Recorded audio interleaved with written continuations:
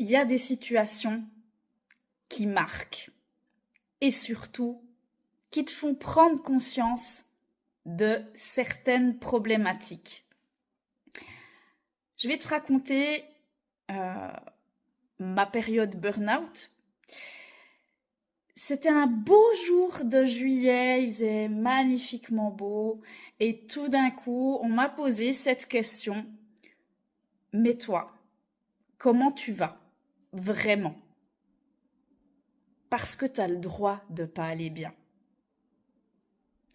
Et là, c'était fini. J'ai commencé à trembler, à voir tout gris, à perdre complètement pied. Et on m'a dit, mais il faut vraiment que tu ailles voir le médecin. Moi, clairement, j'avais pas envie, j'étais au bout du bout, mais j'y suis quand même allée.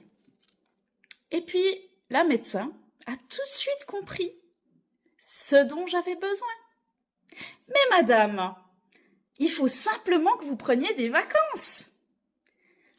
Allez avec une amie, juste quelques jours, allez-y, tout. Et là, ça fait putain mal. Parce que quand tu n'as pas les moyens, que tu es une maman de 3 enfants, que tu as une entreprise à gérer, que tu as encore une partie où tu es employé, ben, crois-moi que c'est pas possible en fait. Et donc, du coup, elle me dit, bah, écoutez, je vous donne le numéro des urgences psy, et si ça va vraiment pas, bah, vous les appelez. Donc, en gros, tu vas mal, mais on te donne pas des solutions réelles. Donc, depuis là, ça m'a appris une grande leçon.